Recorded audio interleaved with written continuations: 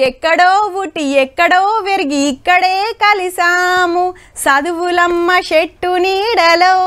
పెదవే పలికిన మాటల్లో నా కమ్మని మాటే అమ్మ ఈ చేతితోనే పాలు పట్టాను ఈ చేతితోనే బువ్వ పెట్టాను చీకటితో వెలిగే చెప్పెను నేనున్నానని ఓటమితో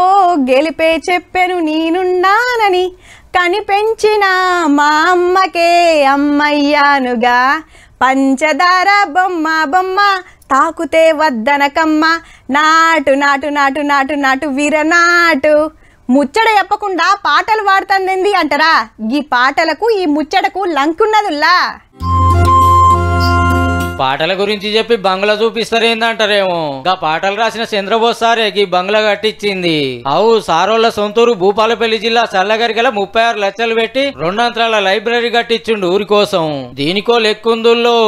చిన్నప్పుడు నేను ఇక్కడ చదువుకొని ఈ రోజు ఈ స్థాయిలో ఉన్నా అట్లాగే ఇది మన గ్రంథాలయాలు అందరికీ అందుబాటులో ఉంటే వాళ్ళు చదువుకొని వాళ్ళు విజ్ఞానవంతులు మళ్ళీ వాళ్ళు కూడా గ్రామానికి జిల్లాకు దేశానికి గదన్నట్టు ఈయనే ఓ చిన్న లైబ్రరీ ఉండే అందులో వైలు చదువుకునే పాటలు రాసుడు మొదలు పెట్టిండట మొన్న నాటు నాటు పాటకు ఆస్కార్ అవార్డు వచ్చింది కదా అగో అప్పుడు ఊరికి ఏదో ఒకటి చేయాలని ఇట్లా లైబ్రరీ కట్టించిండన్నట్టు అమ్మకు గుర్తుగా పేరు సుత ఆస్కార్ గ్రంథాలయం అని పెట్టిండు మొన్న శుక్రవారం లోకల్ ఎమ్మెల్యేని పిలుచుకొని నాయన చేతుల మీదకి వెళ్ళి చాలు చేసిండు ఇంత చక్కటి ఉపాయం చేసినందుకు ఇద్దరాల మొగలకు సన్మానం చేసిండ్రు ఊరోళ్ళు ఊరలకు ఏమేమి అక్కరుంటాయో అన్ని తీర్ల వైలు తెచ్చి పెట్టిండట నావెల్స్ పిల్లల పుస్తకాలు